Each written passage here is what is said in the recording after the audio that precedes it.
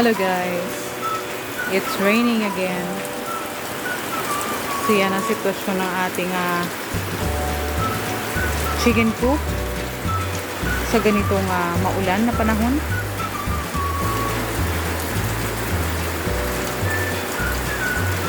Naghihintay na sila ng kanilang pagkain sa hapon. It's almost 3 p.m. in the afternoon. At medyo mahirap lumabas dahil maulan at saka maputik. Although may bota naman ako doon, yun nga lang yung ulan kasi nakakatamad. Nakakatamad lumabas kasi mababasa ako sa ulan. Hintayin ko muna, patilain muna saglit. So in the meantime ay tingnan natin muna kung anong meron sa ating paligid while it's raining.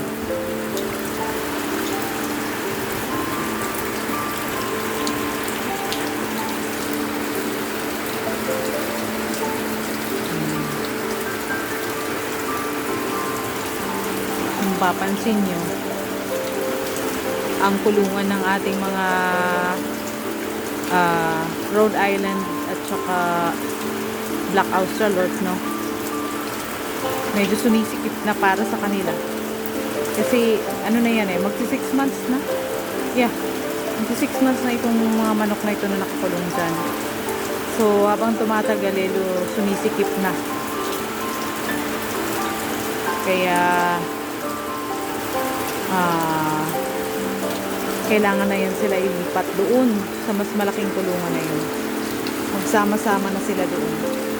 Yung mga mas matatandang Rhode Island. For sure, rumble lang mangyayari. Dahil gano'n naman talaga ang mga manok, medyo may pagka-territorial talaga yan sila. Pag hindi sila kasama sa grupo, pag hindi originally kasama sa grupo, ay talagang aawayin nila, no? Bubulihin nila pag kaya nilang bulihin. Pero, yun naman talaga ang purpose ng kulungan na yan, para maging kulungan yan ng mga heritage chicken. So,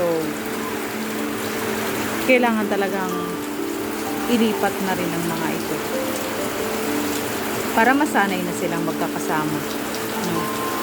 Palaki na kasi ng palaki dyan palaki na sila ng palaki, masikip na ang kulungan para sa kanila. So, tingnan natin sa likod.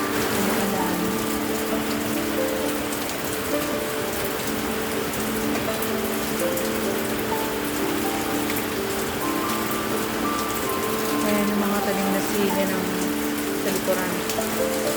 Talagang ano na siya, malago na.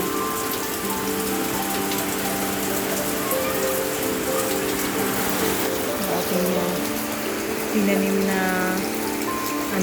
tanglad. Unti-unti na siyang nabubuhay. Ito pa yung mga malunggay.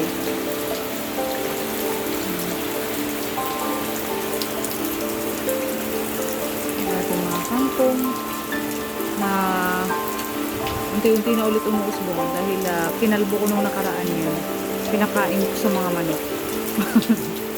Unti-unti na namang bumabalik ang mga sanga-sanga ng kangkong. Ayan. May bagong harvest na ulit ng mga dahon ng San Fernando na gabi.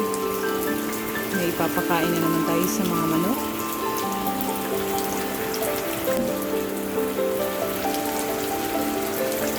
Yung mga mulberries na transplant natin ay talagang malagong-malagong na siya. Ayan.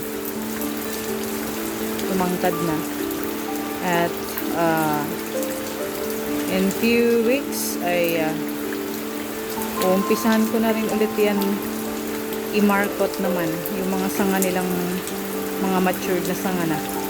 Kasi bala ko talagang paramihin ang mulberry dito sa amin dahil ang plano ko dyan ay i-ready na para sa future kung sakaling makabili kami ng kambing. Meron kaming existing na pwedeng pagkunan ng pakain sa mga kambing.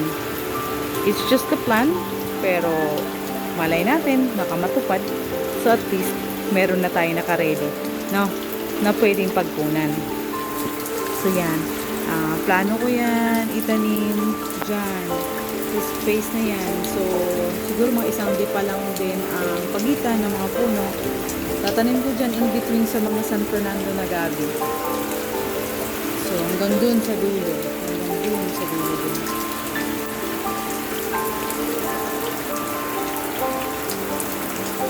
Para marami tayong supply na pwede ipakain sa mga alaga. Di ko pa natatry kung pwede ba yan i-grind, no? Or i-shred para pakain sa mga manok. Di ko pa natatry.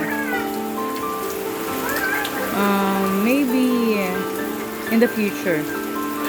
Or mag-research muna ako if it's possible na ipakain sa mga manok yung shredded na dahon ng mulberry. No? Dito tayo sa kabilang side.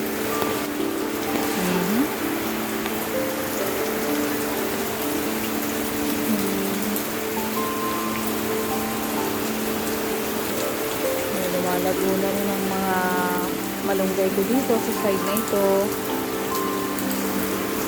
Ayan. Meron tayong puno ng papaya. Sana naman ay mamunga.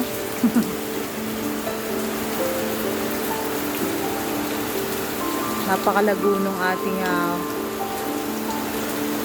ube. Ayan o. Umakyat na yung mga vines niya hanggang dun sa dahon ng nyug. Ang kagandahan kasi din sa sa ube, di masyadong alagain yan. Pagka naitanim mo na yan at nalagyan mo ng rice hull sa ibabaw niyan, hintayin mo na lang. Siguro mga after 1 year, pag inani mo na, malaki-laki na rin yung tuber niya. So, mas buhagag yung lupa na pagtataniman mo sa ube, mas malaki ang maaani mong nito, lamang ugat.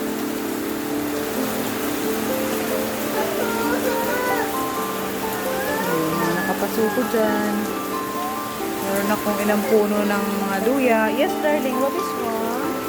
Gusto sumali ng anak ko, but you cannot because it is raining. What's the water? Aray kong hirap ko yun. Nakahawak ko. Mama, nakahawak ko sa baby.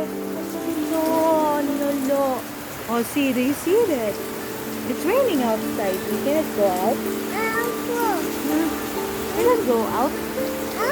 We cannot go out. Later on na lang, no? Ha?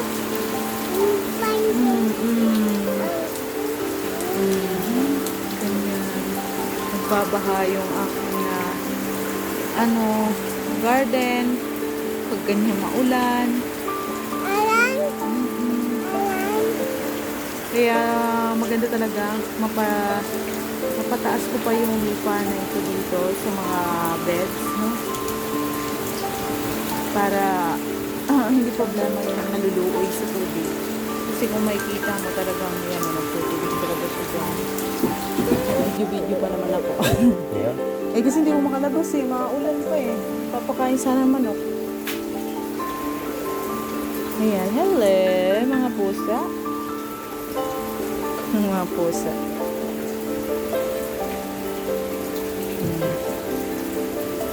Ayan.